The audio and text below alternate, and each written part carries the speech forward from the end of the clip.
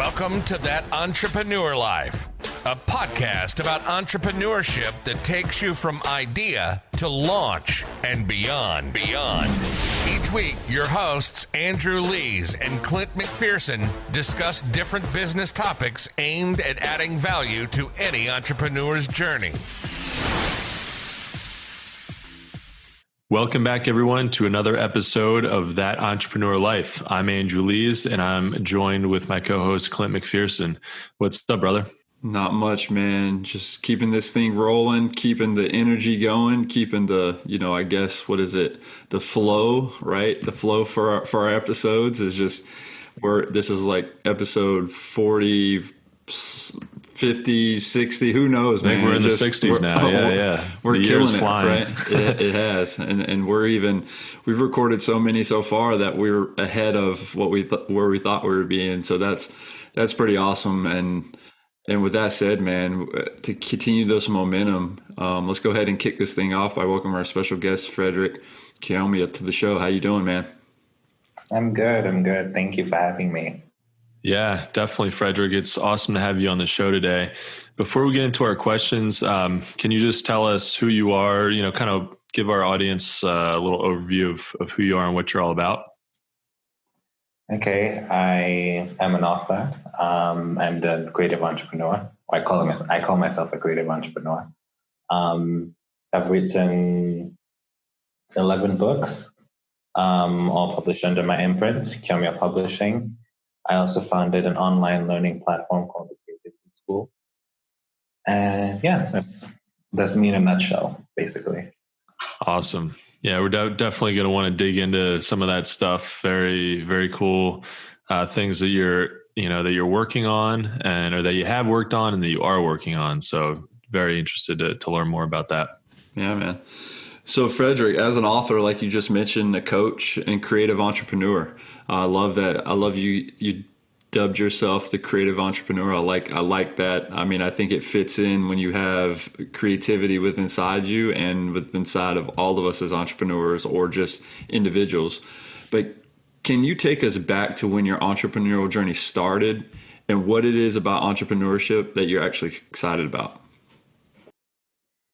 Well, my entrepreneurship journey started in July last year.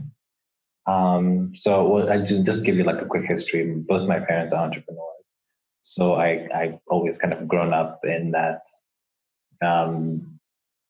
mindset, I guess. But I didn't really see that for myself growing up. I thought I'd be more conventional.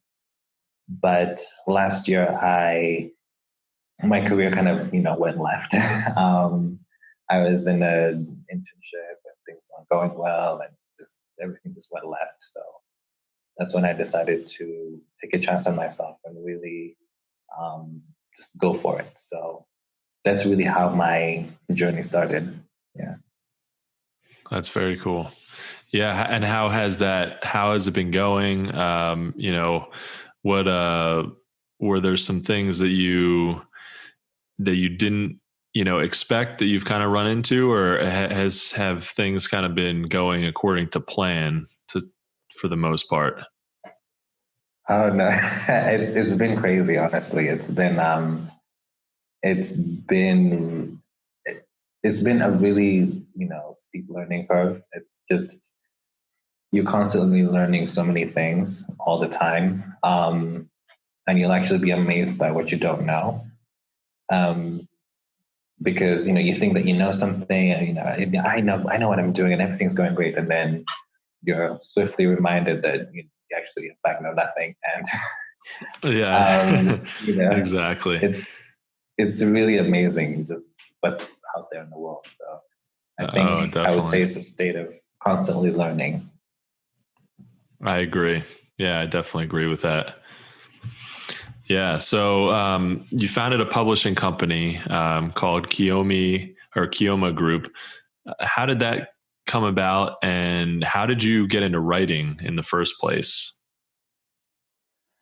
Well, I've always loved books. Growing up, when I was like on holiday from school, my dad would always ask me, he'd come home and ask me, okay, what did you read today?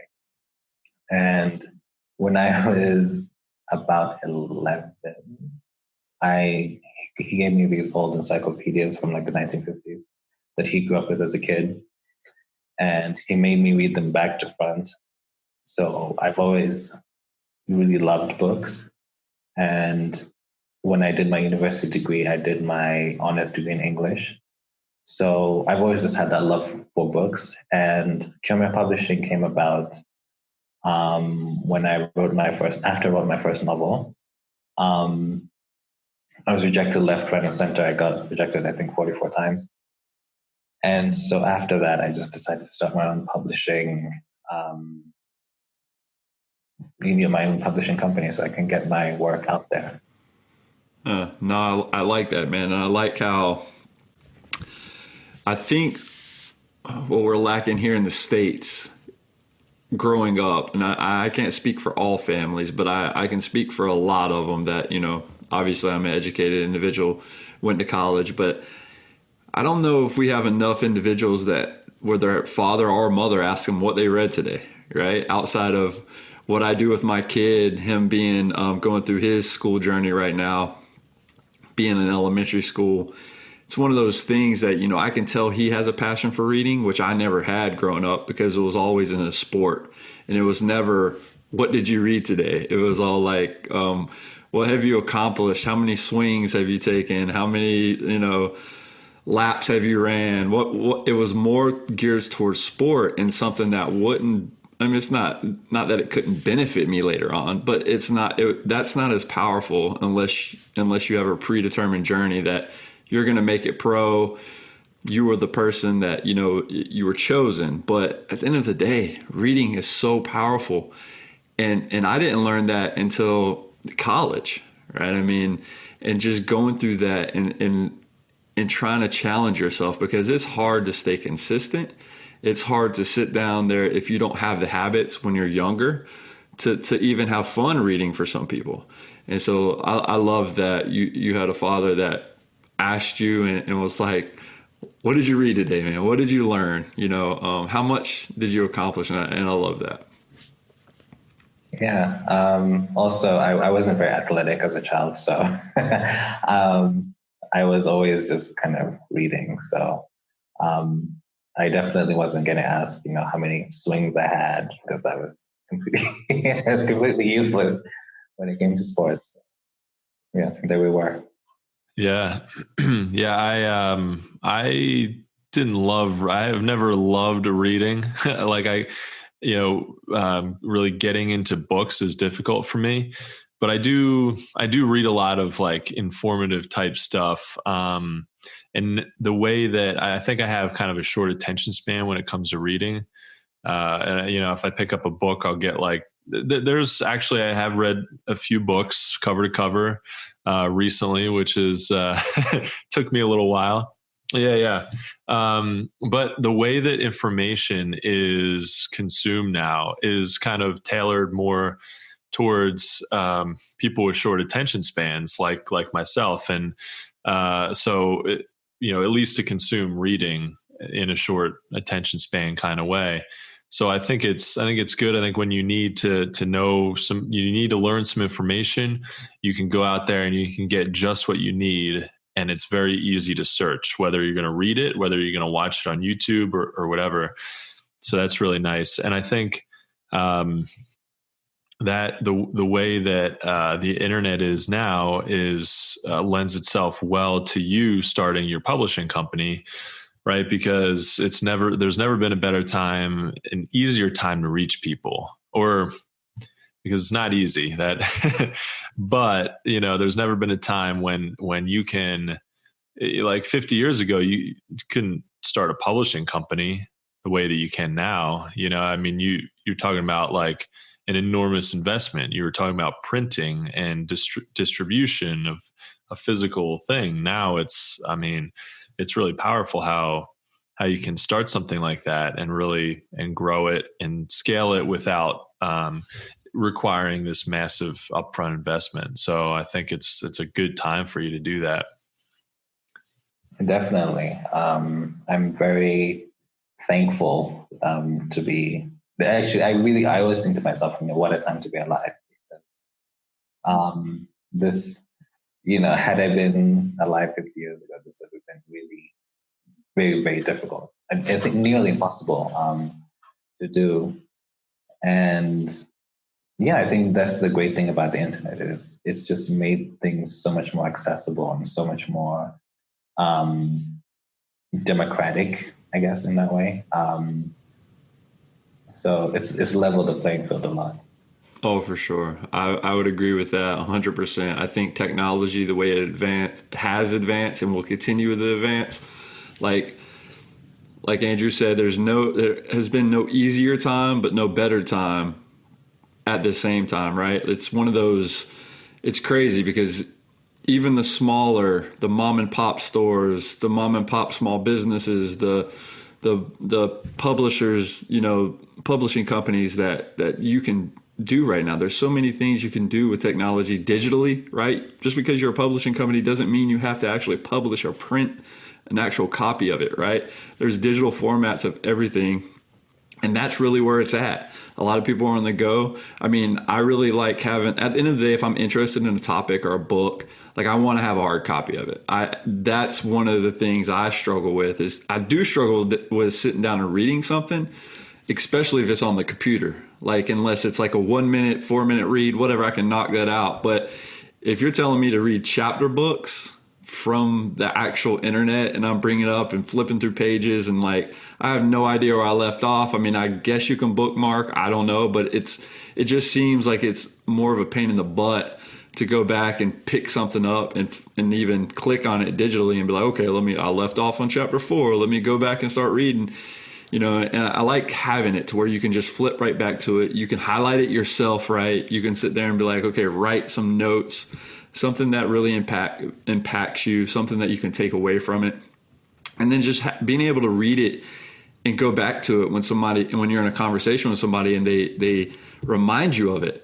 It's so powerful to go back and pick that piece of that book back up, right? That actual physical product and look at it and be like, man, dude, we were just talking about this today. And it's crazy how a lot of the times the things you've read or things you've just talked about come into conversation or come into play when you're interviewing or talking to somebody, and how things that really shows me things are meant to happen and meant to be what they are, because of how crazy of a small world and just in general, how everything just comes up in discussion and it's mind blowing sometimes. Yeah, definitely. I do agree with you, about the whole print being easier than, okay, I shouldn't say this because I make my living off digital books, but yeah. But yeah, I do also have a soft spot for print books and being able to touch the page and being able to, turn the pages. So I do understand when people say like, oh, I can't deal with digital. And when I was writing my own books, I tried to make them shorter than, typical books. And so, then the plus side, my books are like much shorter and much more digestible.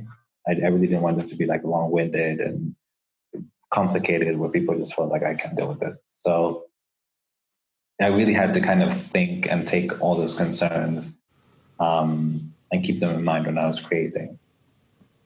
For sure. I really think when you look back at books, though, I mean, I really like the approach of having it come in and doing like more bite-sized information, more easier to digest for individuals, a short read, something that's straight to the point. Because realistically, man, when you look at all these books that have tons of pages, that have whatever, I mean, how much of those books are fluff? I mean, let's get real when we talk about that. Like 80 to maybe 90% of a book, a 300-page book, man, come on. You're telling me that you can't get your point across within a sooner. And I know it's more relatable when you like are putting stories in there and you're helping people relate to what you're trying to put down. But I mean, realistically, man, a good book, you're going to have about 10% of information that you can actually take away and move forward with, and like 90% is fluff. So I really like the approach of having more bite-sized, more powerful content, just generated in that way. Yeah, definitely. I do agree with you about the fluff a bit of it. I think we're in a point in time where a lot of people are just really tired of fluff. Because we have BS really. And we just have so much information coming at us all the time. Yeah. And you don't know what's true, what's not true, so it's just, I think you get very overwhelmed. I think we're living in an age of information overwhelm. So I think that also will put a lot of people off from reading like 500-page books or, that sort of thing. So, I mean, with that said, man, your work primarily, centers around topics such as creative thinking, hence the creative entrepreneur, which again, I love that. But as we all know, that can be difficult to achieve sometimes. Being creative, just writing anything is difficult in a lot of ways, right? Trying to come up with additional content. How do you find creativity on demand, and how do you do that on a consistent basis? Well, I think, because like I said, when I was, my journey has been started from a very challenging place. So I really had to be very resourceful and very strategic with how I moved and how I did things. And I think that's really what helped me get to this point in my career. So I think that's where that kind of creativity on demand kind of came from, because I really kind of had no choice but to really figure it out and get creative, because there was really a point where like things had really gone left. So yeah, I really was in that position where I had to figure it out, and I had no other alternative. Yeah, exactly. I mean, and sometimes that's when your creativity really kind of, when you're put up your back against the wall, that's when everything gets heightened, right? So you're creative. If you have to be creative, you don't have another choice. Can't wait for it to happen tomorrow. You're going to be at least as creative as possible, right? So you're going to kind of, I think sometimes it's difficult when to force that, when, like, I know that for me, when I'm sort of I've got a ton of things to do, and I'm trying to be creative for a project that I'm working on, but I know that I just am thinking the whole time I'm working on that, I'm thinking about the 10 other things that I also have to do.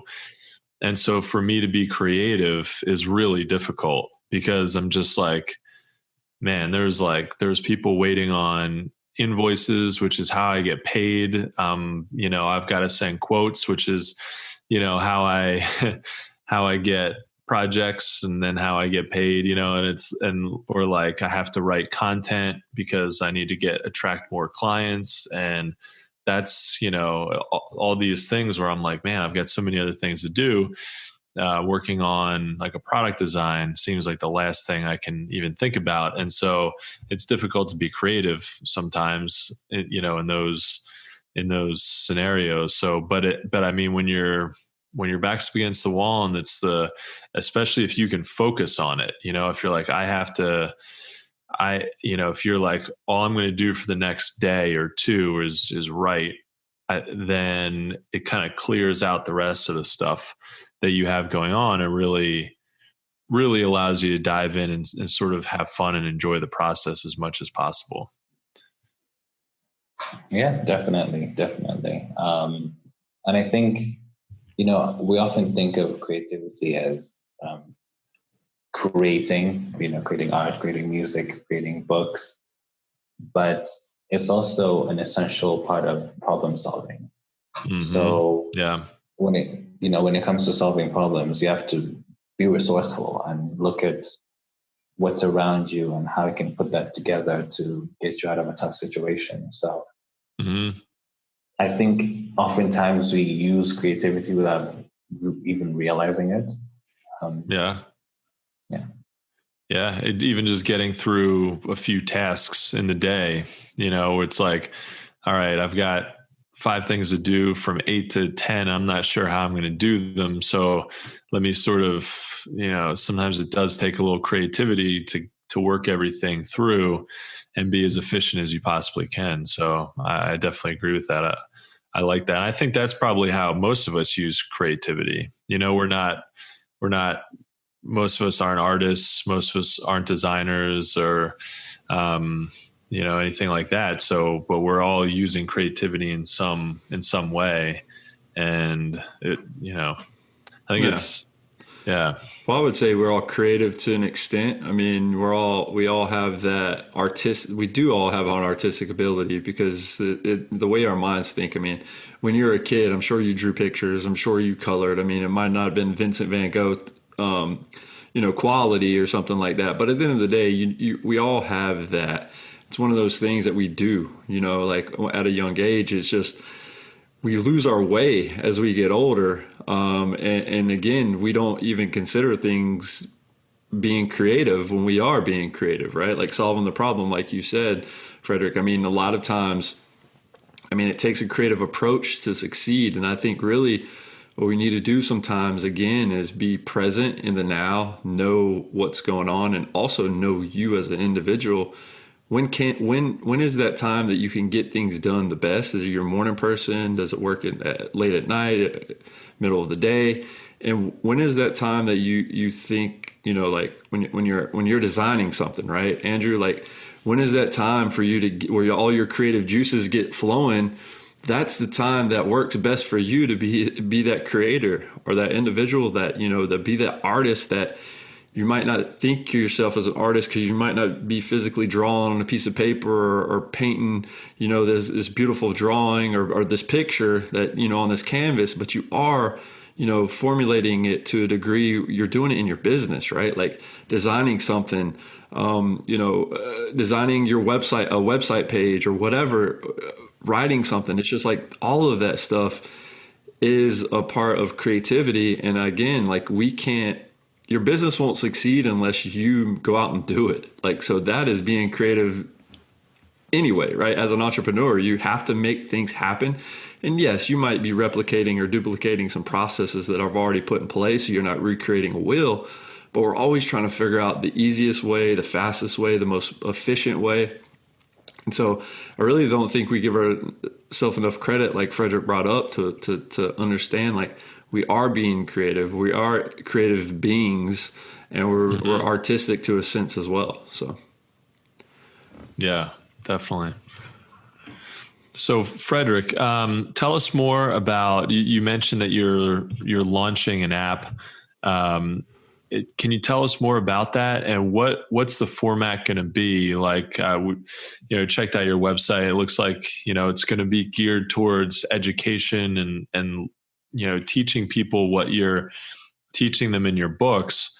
What is that going to be like? Like, what's the format going to be? Well, the app will launch next year. But I have been working a lot on the website. So a lot of the features that you're going to see on the app are available on the website this month. So what I wanted to do with the Creativity School is take an exploratory view of learning. So I didn't want it to be like a traditional, I'm the instructor, you're the student kind of thing. I really wanted to explore different things. So I have these audio series where I explore different subjects. I explore being an introvert. I explore creativity. I explore money, because that's a big thing. And we just, try to walk through these topics, try and, take in different viewpoints and try and um, yeah, take an I view learning as an exploration and not like a, you know, find the right word. Yeah, not like information dump, and yeah, more of an interactive type thing. So that's what I'm doing, and then I'm actually launching this new subscription, a virtual subscription box called the Idea Box. We'll be launching this week, and it has like a free game. So this first month will be free, and it has a free game. It's called Conversation. So we have like this prompts for like very fun conversation. So yeah, that's the creativity school in a nutshell. Oh, that's very cool. Yeah, it'll be good to have to get all your, digital resources in one place and really, and on your platform. And then if you can gamify it in any way, I think that's huge. Even with just like asking questions, kind of like mini quizzes throughout the information. I've been learning some more about stocks and stock trading. And previously I really didn't have a lot of knowledge about it. So I opened a TD Ameritrade account and I started reading through some of their resources. And what's cool about it is that they walk you through, it's most of it's written. So, they walk you through the process of different topics, and they kind of teach you about it. They have a few videos sprinkled throughout to just, like an expert talking about a particular topic. And then at the end of every section, they give you a little quiz. And it's kind of cool because it's obviously like, doesn't matter how you score, right? Like doesn't affect your GPA or anything, luckily. But, it helps you reinforce that knowledge, I think. So you can take it, the idea is to just get 100% on it because you know it so well that you can just go through the questions, even if you have to do it a couple of times. But it's kind of a cool, interactive, real simple way to reinforce information, I think. Yeah, that sounds really interesting. That sounds, yeah. I will definitely, try and incorporate quizzes or some more, definitely try and make it more interactive as possible. Yeah, exactly. Yeah. And I like that you're already thinking about a game because that's definitely, the more interactive, the better, especially when you're reading something. Because if you have something to kind of break it up a little bit, for a lot of people, it just kind of sucks you in and you're like, all right, I'll read 5 paragraphs, but then I'll get a little video or I'll get a little quiz, or there's some kind of like incentive to keep going and reinforce that knowledge of what you just learned. So, and finding that balance, just like you said, right. I think that's another way to put it, is basically just like, having the written content, having the audio and visual content, and just having something to where they can actually interact. That is, and I think that's why apps are so popular, right? You pull them up, you can touch, you can do all this stuff, and you could do things. But not all of them are typically just straightforward and kind of simple in their task and what they do. But not everybody has that whole gamify approach to how they do things. And I think with technology, how it's advancing, we got to be forward thinkers, right? We got to try to push the envelope when it comes to any of this stuff, to where it's like, well, how can I get a leg up on my competition? How can I create this portion or this app that people are actually going to want to stay inside of, right? It's like the same thing with social media. You can do so much with social media, now, and all these different socials. They all have their different, specific crowd or niche that they're after to a certain degree. But you can all in any business or whatever, you could take advantage of it. But I really think that, if you take that approach, you gamify it, quizzes, whatever it is, man, it just makes it more appealing to, the customer base in the now, like this day and age, not the customer base of old, right? As we continue to move forward. And so, yeah, man, I totally agree with both of you. I think thinking outside the box, and just taking a strategic approach to find that balance, I think really will set an app just to another level with the consumer. Yeah, definitely. And I also think that, because we have so many apps and so many social media platforms at our disposal, I think, we're in a constant state of information overload. And I also think, I don't know what's the official name for this phenomenon, but it's where you have like too many choices of something and you just kind of get overwhelmed. I don't know the scientific term, but we are constantly living in that state of just having too many choices and not knowing what to do, and just, and so, and, we're also, people get bored really easily. um, so it's really a challenge to keep that attention and keep that engagement. So yeah, definitely. I think we all have to come up with creative ways to try and keep people engaged.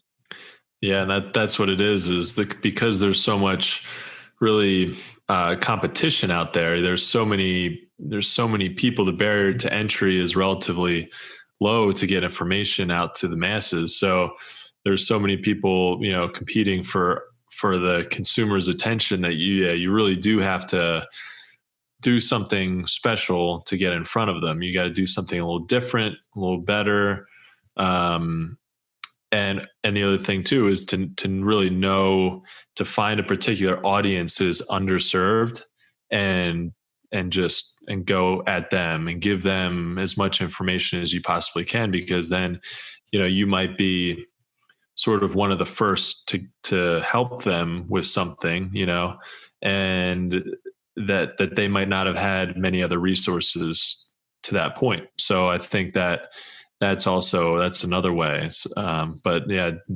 But all of that is like being creative, right? It's figuring out, all right, how do I position my business in a way that will connect with consumers and will be, won't be too expensive to market, and we keep the costs down and keep people coming back and sharing either the content or the product or whatever it is. So yeah, definitely love what you're doing with the app. Yeah, man. With that said, Fredrick, through everyone's entrepreneurial journey, right? We all experience highs and lows, and sometimes it's a roller coaster, right? I mean, in a lot of ways, it can be best described that, when everything's going right, we love it. When everything's going wrong, we want to throw the towel in at some point in times. But I mean, through everything you've been through, to get where you are today, what has been the most difficult thing about being an entrepreneur, and how do you just continue to move forward? Well, I think I definitely agree with the roller coaster aspect of entrepreneurship being a roller coaster. But I think sometimes things get really crazy where it's not even just like a roller coaster where you're kind of going up and down. I think it's one of those where it's like it's coiling around and it's throwing you up in the air, then it's like pulling you like underground, and like those really crazy roller coasters.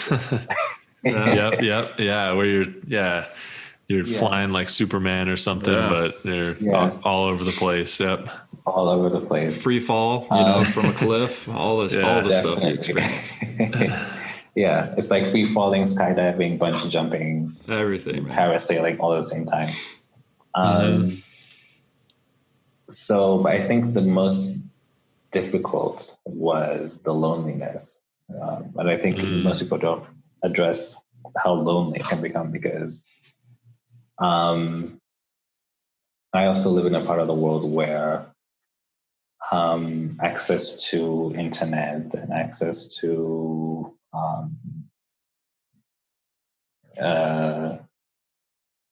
digital kind of services are very limited. So for a lot of people, it was kind of like, what is it that you do again? What is it that you do again? So it's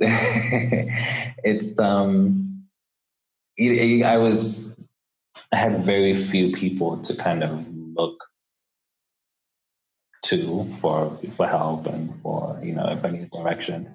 So it was lonely in the sense that I had to, even though I could, my parents kind of give me like advice on certain things, but we do different things. So there's certain things, specific things that I would need like help on or advice.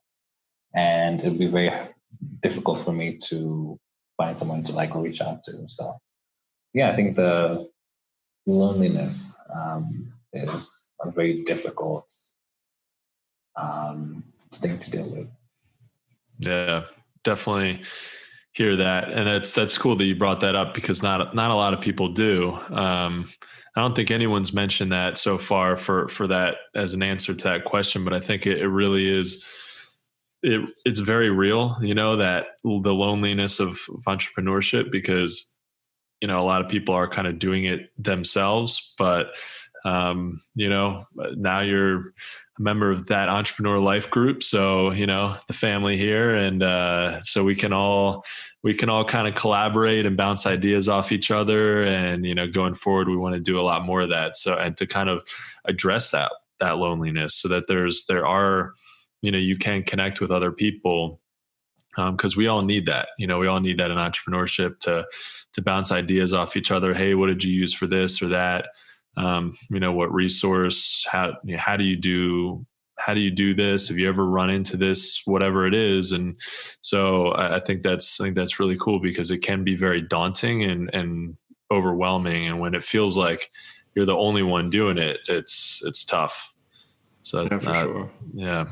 I think we brought it up on the last episode we had with Reese, man. It's one of those things that we're tribal beings, and when you feel alone, man, it can be a dark place, and it could be a lonely place, and when you talk to people and they might not understand you because they're not going through it, you really got to find your tribe of people that that you could connect with and relate to. And just, even if you're not in the same niche, it doesn't even matter. It's like, we're going through this entrepreneurial journey, and you got to realize that you're not alone. Right. And I think really sometimes it's hard for us to get past that, because we do feel like, okay, well, nobody understands me. And I've been there. Right. And I understand that feeling. So it's one of those things to understand that we might not have been in your specific shoes, because everybody's shoes are different, right? What you're good at, I might be terrible at, right? And so, and what you've experienced, can't even imagine, right? But then maybe I can, because I can relate, or I've been through a similar circumstance. And I really challenge anybody that's listening, and anybody that goes through those dark times of depression or loneliness, or thinking you're alone in entrepreneurship. You're not, man, because so many people are trying to do it. So many people are trying to hustle, trying to figure it out. And man, when we get lost, we just need somebody we can reach out to or send a message to from time to time. And I really think finding your tribe, or finding your group of individuals, a mastermind group, or just a group of friends, or somebody that like start something up from this conversation, right, with Fredrick. I mean, there's things that we can do and create a community of people that, might feel alone, but you're not. And we can help you understand that, because again, like, I really think the people that have been through it or have felt that before will completely understand what you just said, Fredrick. And I think it's powerful, man, to know and bring that topic up of loneliness, or, whether that loneliness sent anybody through a bout of depression, or loneliness sent them through a bout of just struggling. I mean, because people can battle through different things and approach things differently. And entrepreneurship, and like we said, and the reason we started this podcast, entrepreneurship isn't easy, but we wanted to bring people on. And this podcast is for entrepreneurs, by entrepreneurs, so people can understand. We're trying to get entrepreneur stories out there, entrepreneurial stories of people that have that entrepreneur spirit, that are doing things now, that are already been in the entrepreneur game, and that it's like we all have similar stories to saying, hey, we struggled with this. When we reach that peak, we're not done. The game's not over. You got to keep going. And so loneliness is a big topic, and something that we definitely love to continue the conversation on. So. Mm-hmm. Absolutely. So, Fredrick, as we wrap up this episode, if you could give our audience just one piece of advice, what would that be about entrepreneurship? Well, like I would say several things, but I think the main thing I would say is, okay, I'll say three things in one statement. I would say it can be a couple things. That's cool. Okay. Yeah. So I would say, okay, I'll just say three things. The first thing is, I think, do things with integrity. Do things because I think, social media, we live in a world where it's very easy to fake, a certain lifestyle. It's very easy to fake success and the cars, this and that, but there's a lot of, how do I put this? There's a lot of,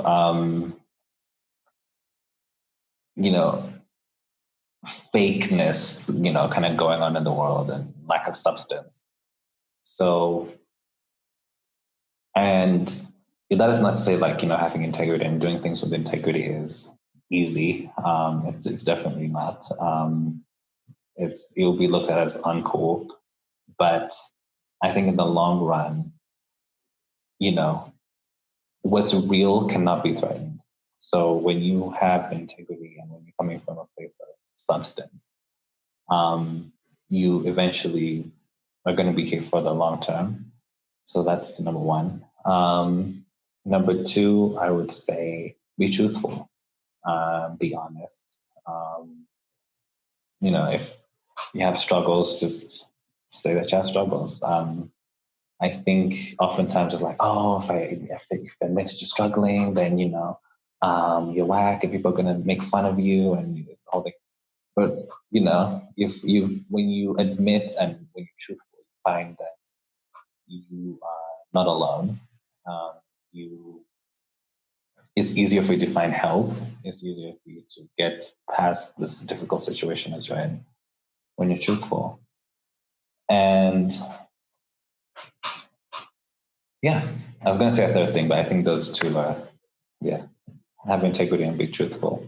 Yeah, that's super helpful. Definitely. Yeah, it's important with all the, like you said, with all the fakeness out there. It's hard to know what's real, what's right, what's actually doable. And if you're just true to yourself and what you know how to do, you just keep going, and that'll eventually you'll find success, if you just stick with it. So yeah, I love that. Sure. Well, guys, I think that's a wrap for this episode. From the both of us, Fredrick, we want to thank you for taking the time out of your day, man, to join us and adding value to what we're doing on our podcast. Thank you. Thank you again for having me. Absolutely. Yeah. Thanks, Fredrick, so much for being on the show. Guys, thank you so much for listening to That Entrepreneur Life. To learn more about what Fredrick is working on, check out his website. We're going to put that in the notes, so you can check it out there. If you like what you heard today, make sure to subscribe to our podcast on iTunes or any other major podcast directory. You can also find us on all the socials and on our website at thatentrepreneurlife.com. And with that said, we also want to quickly give a special shout out to our family, friends, to include all of our listeners, followers, and subscribers. Thanks for continuing to support what we do as entrepreneurs. And don't forget to join us next week for another episode of That Entrepreneur Life. Thanks for listening to That Entrepreneur Life podcast.